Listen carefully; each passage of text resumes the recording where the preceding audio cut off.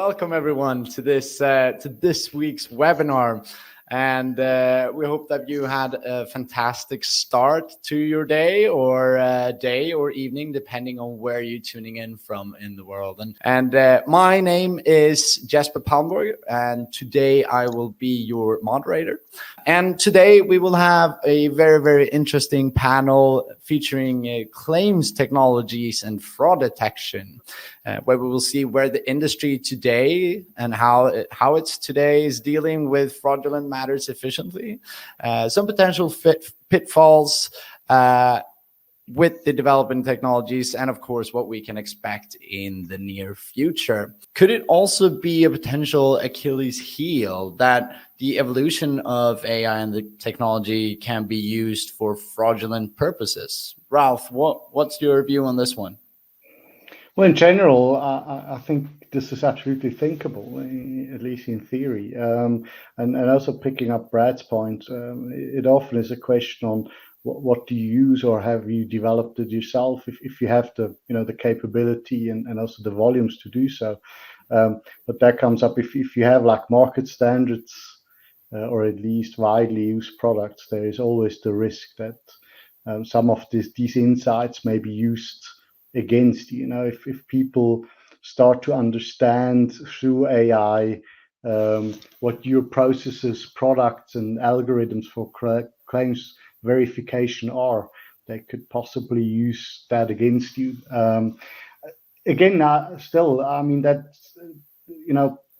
requires a lot of data and specific know-how and high volumes and high interactions with an insurance company or within a system that would allow you to actually use AI in a way that it could beat what we have to offer, right? So I don't think the risk as such is really a big one, but we need to be aware that there is a certain potential. Personally, I think, especially as we have an in-house built AI solution for claims detection, this is probably an advantage. I have had some experience with stuff like deepfake videos and similar alterations of pictures. And I think there is, of course, a certain risk that this may also be used against us, or could potentially be a risk. And I think we should just be aware of that and have a fraud strategy and regular assessments against the strategy to make sure that we don't oversee stuff like this. And Brad, what's your view on this? Yeah, again, it's kind of from a solutions provider standpoint. I mean, I would first tell you that we have to acknowledge that fraud is a moving target. It can change over time, and so anything that we do from a technology standpoint, we have to constantly be doing our due diligence to be out in front of it from a innovation standpoint, because again, the target's going to change as to what fraud may mean and where it can be sort of attacking your business, like what angle it's coming in from. Again, whether it's something direct with consumers, whether it's within your workforce, whatever that may be, whether it's dealing with independent adjusters, fraud can come from many directions. And so from a technology standpoint, again, it's important that we're talking about this in the context of AI. So again, I would suggest it's really having the learning model in place and the analytics in place to understand where the industry is heading and what issues may come out of that, so that you're prepared from an innovation standpoint to tackle those as they come. Mm-hmm. And finally, Alessandra, on this point. Oh, I think let's do like that. Oh, I'm mute. Sorry. Sorry, as usual.